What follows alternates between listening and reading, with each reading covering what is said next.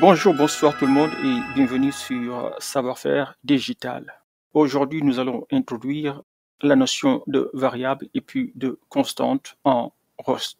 En Rust, les variables et les constantes sont des éléments fondamentaux pour stocker et manipuler des données.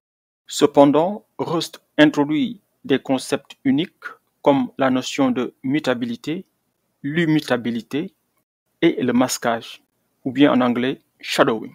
Ces concepts permettent d'écrire du code à la fois sûr et efficace. Explorons ces concepts en détail.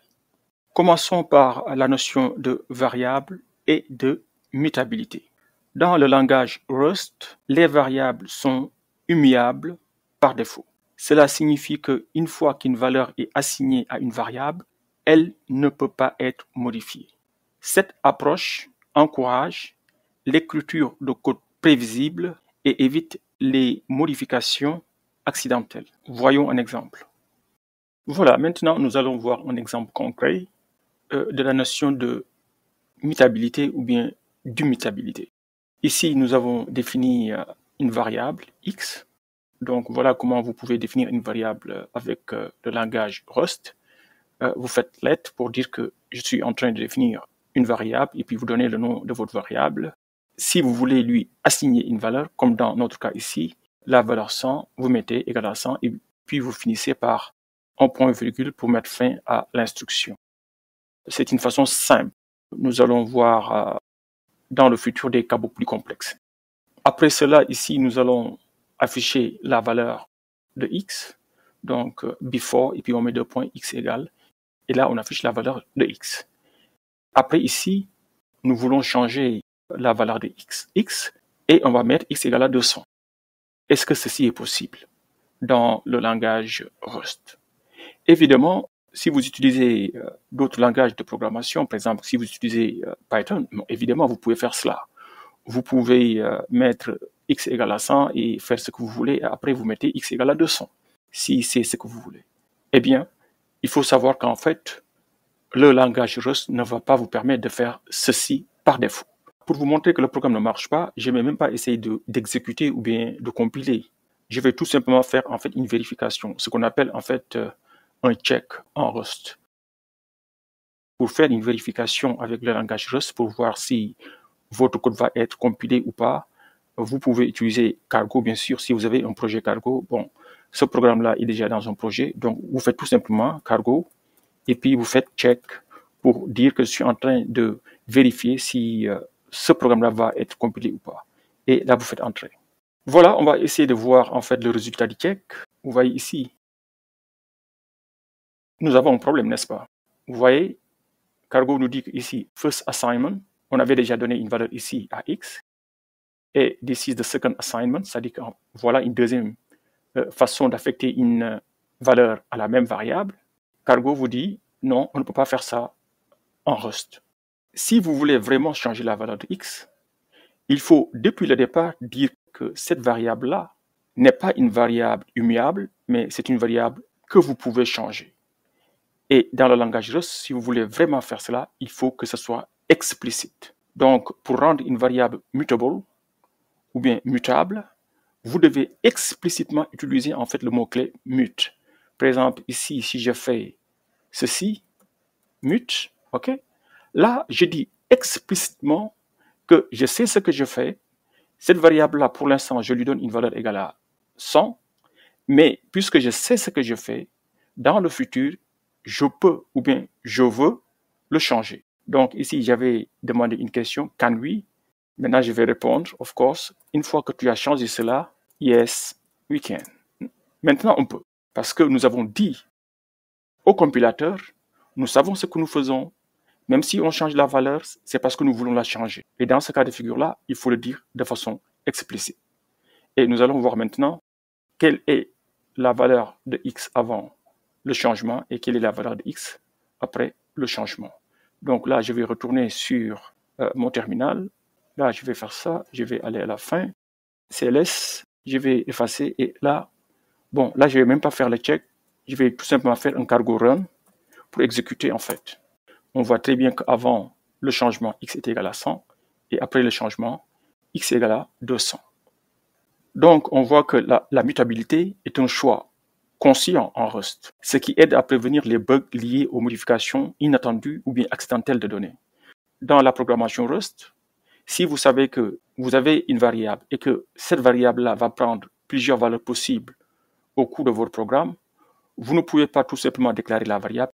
Il faut non seulement déclarer la variable et dire que la variable est une variable qui va changer au cours du programme.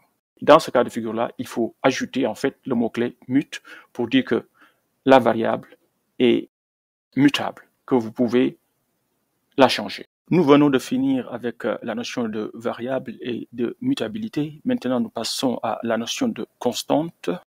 Donc, en Rust, les constantes sont similaires aux variables immuables, mais elles doivent être annotées avec un type et ne peuvent pas être modifiées après leur déclaration. Elles sont définies avec le mot-clé const pour dire qu'en fait, c'est des constantes et doivent avoir une valeur connue à la compilation, ce qui n'est pas le cas pour les variables.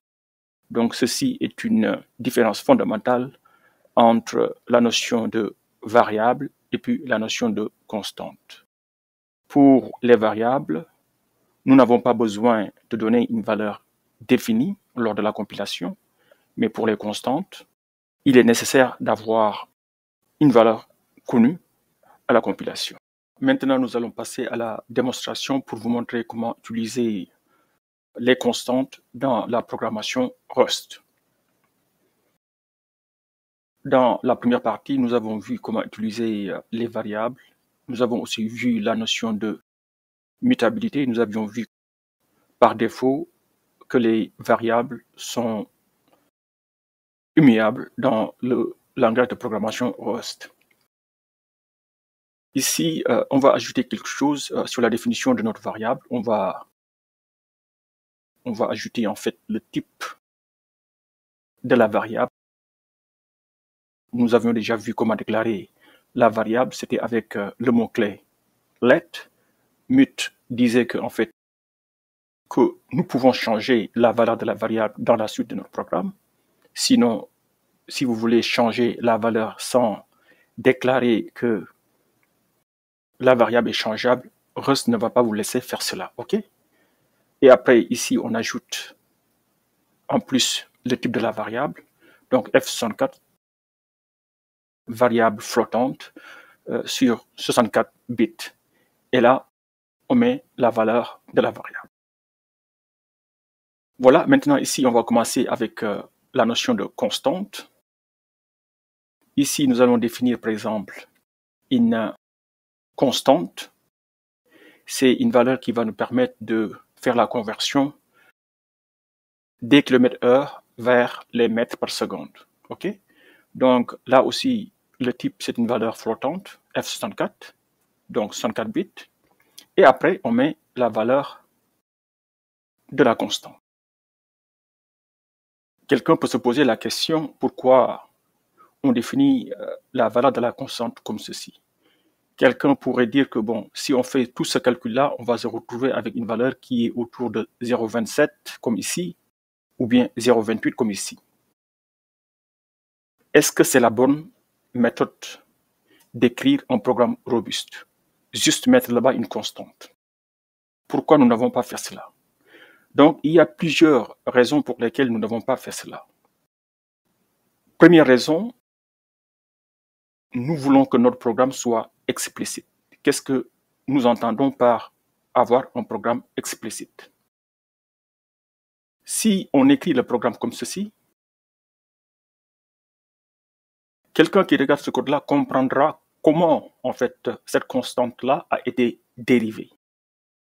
Donc, la logique est dans le code. Ce code-là est beaucoup plus facile à corriger si jamais il y a une erreur. Ça, c'est la première raison. La deuxième raison, quand vous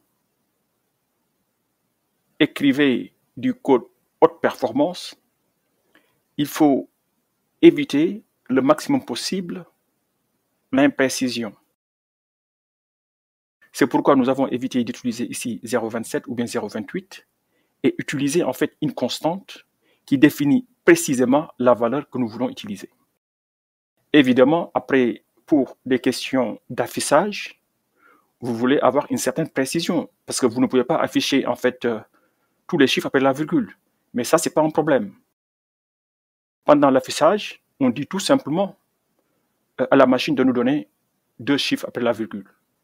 Mais pour la valeur même du calcul, il faut être précis le maximum possible.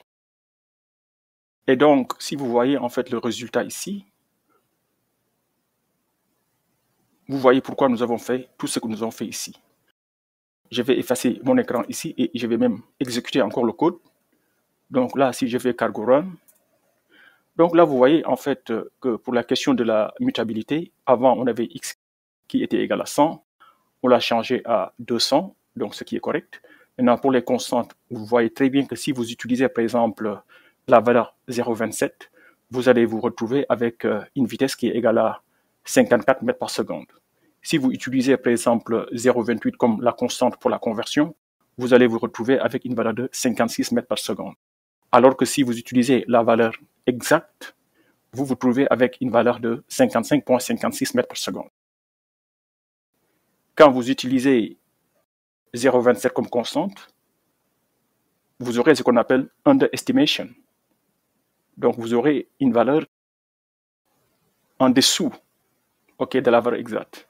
Et si vous utilisez 0,28, une valeur plus grande que la valeur exacte. Quelqu'un peut me dire, écoutez, la différence c'est quoi?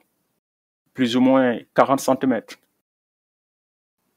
40 cm et quelques, cela peut être vital. Tout dépend du contexte. Imaginez par exemple un système de freinage automatique où il y a une marge d'erreur de 40 cm par seconde. C'est extrêmement grave. C'est une question de vie ou bien de mort. Voilà, nous allons finir avec le dernier concept, c'est-à-dire le masquage. Le masquage est une fonctionnalité unique de Rust qui permet de redéfinir une variable avec le même nom. Cela peut être utile pour réutiliser un nom de variable tout en changeant son type ou sa valeur. Contrairement à la mutabilité, le masquage crée une nouvelle variable, ce qui permet de changer le type de la valeur tout en conservant le même nom. Comparaison entre mutabilité et masquage. La mutabilité permet de modifier la valeur d'une variable existante, mais pas son type. Tandis que le masquage permet de réutiliser un nom de variable pour une nouvelle valeur et éventuellement un nouveau type. Voilà, maintenant nous allons passer à la dernière démonstration concernant le shadowing ou bien le masquage. Qu'est-ce qu'on fait ici? Vous savez que nous avions déjà une variable qui s'appelle x ici, n'est-ce pas? Ici, nous avons utilisé la mutabilité pour changer la valeur de 100 à 200, mais le type de x reste le même.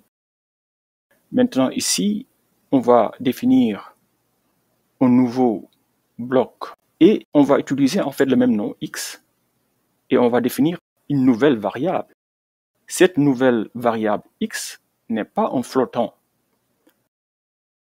Nous avons utilisé le macro format pour concaténer la valeur de la variable flottante x que vous voyez ici avec une chaîne de caractères que nous avons ici.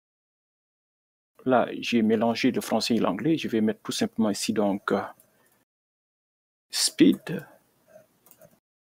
Et puis ça, c'est pour dire que nous sommes en train d'afficher depuis le bloc intérieur, donc inside, et puis on met speed pour dire que c'est la vitesse égale. Maintenant ici, le paramètre, ce n'est rien d'autre qu'en fait la variable flottante x. Ce qui veut dire qu'en fin de compte, le résultat que nous aurons ici avec le macro format, c'est une chaîne de caractères. Et nous prenons cette chaîne de caractères-là que nous mettons dans la variable x. Maintenant, attention, cette variable x-là n'a rien à voir avec l'autre variable x définie plus haut. puisque vous le voyez évidemment que cette variable-là n'est rien d'autre qu'une chaîne de caractères, tandis que l'autre variable est une valeur flottante. On va afficher la valeur de x ici à l'intérieur, c'est pourquoi nous avons fait un println, et puis on passe ici la valeur de x. Cette valeur x-là est la valeur qui est à l'intérieur du bloc, puisque ce nom-là va masquer l'autre variable flottante. Maintenant, une fois que nous sortons de ce bloc-là, nous allons aussi afficher ce que nous avons ici. Vous voyez que l'affichage est le même, println et puis le paramètre et puis x. Ici aussi on met println, paramètre et puis x. À l'intérieur, c'est la chaîne, à l'extérieur, la valeur flottante. Pour voir la différence, on va exécuter le code. Avant cela, je vais d'abord faire un check. Bon, cargo me dit que tout est OK, donc je peux effacer. Et là, je peux faire un cargo run. Très bien, même si le code est le même, ici println, aussi bien à l'intérieur qu'à l'extérieur du bloc. Et pourtant, les résultats ne sont pas les mêmes parce que à l'interne, nous affichons une chaîne de caractères qui n'a rien à voir avec la valeur flottante. Donc, je pense que ceci vous a permis de comprendre la notion de shadowing ou bien de masquage. Ainsi, nous avons abordé les concepts fondamentaux de mutabilité, des constantes et du masquage ou bien shadowing. Ces concepts sont importants pour 1. La sécurité, l'humiliabilité par défaut réduit les risques de modification accidentelle de code. 2. La flexibilité. Le masquage permet de réutiliser des noms de variables sans conflit. 3. La clarté. La mutabilité explicite rend le code plus lisible et prévisible.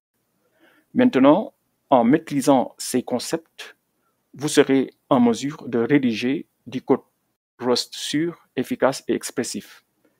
Évidemment, Rust est beaucoup plus exigeant, donc cela demande beaucoup plus de discipline, de rigueur et de précision.